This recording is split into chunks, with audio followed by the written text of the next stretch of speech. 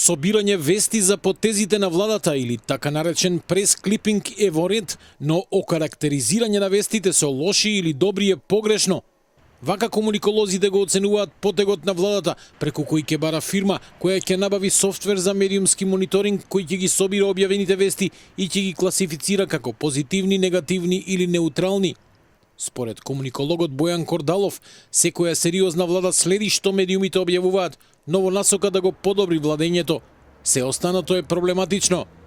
Коментирањето и оценувањето на информација од медиумите како позитивни или негативни е навистина проблематично како категорија и сметам дека може да донесе различни толкувања и да создаде еден неубав амбиент во кој што дел од медиумите можеби сите ги се почувствуваат дека се оценувани од страна на владата или политичките партии, што не треба да биде случај. Софтверот ќе го користат 30 на државни институции и министерства, ќе врши анализа на содржините од телевизиите, печатените медиуми, онлайн порталите и социјалните мрежи, според однапред дефинирани клучни зборови или термини.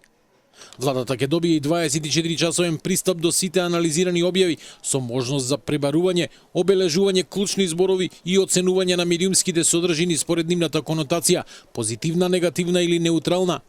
Со ова не се согласува новинарката Сашка Цветковска од Истражувачката репортерска лабораторија. Според неа, единствено може да се оценуваат професионални информации, но тоа не е задача на владата. Што значи негативни или позитивни или пак неутрални? 5 минути за Хитлер, 5 за евреите. Не е професионална само затоа што е неутрална. ИРЛ работи истражувачко и аналитичко новинарство, што значи по владиниот пристап ние би биле негативни. Од Илинденска појаснуваат дека целта не е да се етикетираат медиумите, туку да се детектираат слабостите на владата и тие да се поправат.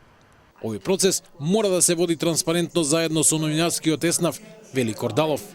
Владата заедно со професионалните медиумски здруженија треба да седнат заедно и да најдат начини како да изрегулираат поголема транспарентност, поголем отвореност, поголем однос на владата кон медиумите и кон граѓаните и тоа да може да се имплементира од денеска, меѓутоа да важи за сите наредни влади, односно не зависи од тоа кој конкретно е на власт или кој партии се во владата. Новинарските здруженија ја следат состојбата и ќе преземат се што ќе биде во интерес на поголема транспарентност во целиот процес.